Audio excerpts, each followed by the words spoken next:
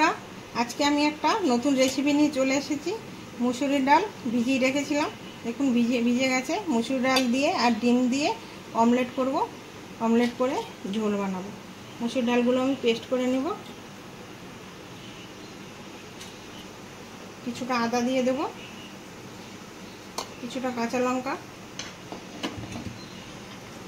সামান্য জল দিয়ে দেব, দিয়ে এবার আমি পেস্ট করে নেব। পেস্ট আমার হয়ে গেছে,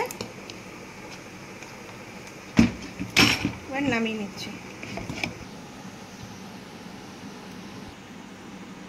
এবার আমি দুটো ডিম ভেঙে দিয়ে দেবো এর মধ্যে।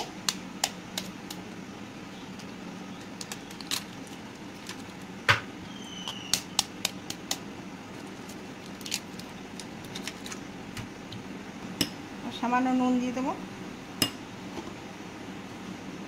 হলুদ দিয়ে ভালো করে মাখিয়ে নেব। এবার একটা তাওয়া বসিয়ে দিয়েছি, তাওয়ায় আমি তেল দিয়ে দেবো।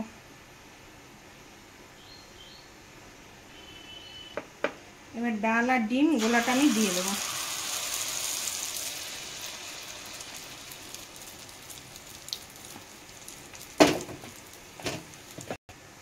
লো ফ্লেমে আস্তে আস্তে করে 5 মিনিটের মতন হবে। এবার আমি ঢাকা দিয়ে দেবো। 3 মিনিটের মতন হয়েছে, দেখুন উপরটা পুরো শুকিয়ে গেছে। এবার তুলে দেবো, উল্টে দেবো।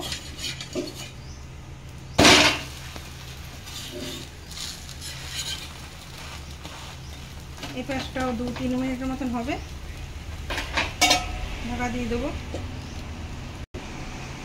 3 মিনিটের মতন হয়েছে, এই পাশটাও হয়ে গেছে। এবার আমি নামিয়ে নেব।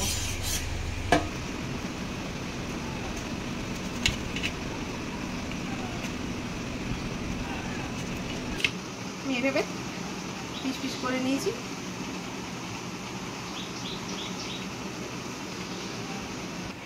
গ্যাসে আমি কড়াই বসিয়ে দিয়েছি, এবার কিছুটা তেল দিয়ে দেবো। আমি আলু দিয়ে বানাবো, আলুটা একটু ভেজে নেব। সামান্য হলুদ দিয়ে দেবো, সামান্য নুন দিয়ে একটু ভাজা ভাজা করে নেব। আলুটা আমার ভাজা হয়ে গেছে, এবার আমি নামিয়ে নিচ্ছি।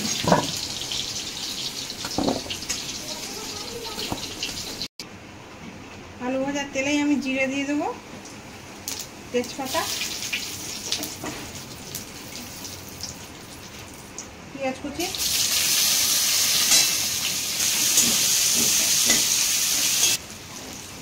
আদা রসুনের পেস্ট, হলুদ গুঁড়ো, লঙ্কার গুঁড়ো, জিরের গুঁড়ো, ধনের গুঁড়ো, সামান্য জল দেবো। জল দিয়ে মশলাটাকে একটু কষিয়ে নেব। মশলাটা আমার কষানো হয়ে গেছে, তেল ছেড়ে গেছে। এবার আমি আলুগুলো দিয়ে দেবো। আলু দিয়ে সামান্য কষাবো।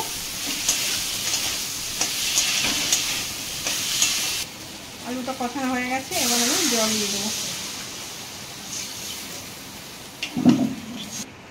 পরিমাণ মতো নুন দিয়ে দেবো,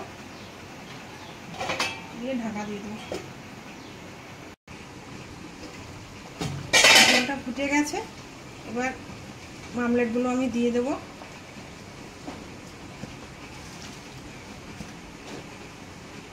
দিয়ে 2-3 মিনিটের মতন ফুটবে। 2 মিনিটের মতন আমার হয়ে গেছে। আলুটা সিদ্ধ হয়ে গেছে।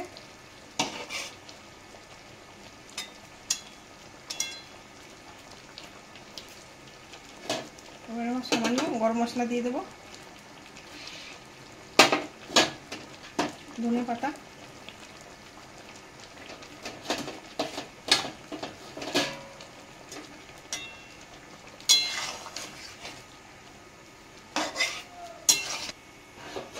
হয়ে গেছে আমার। এবার আমি নামিয়ে নেব।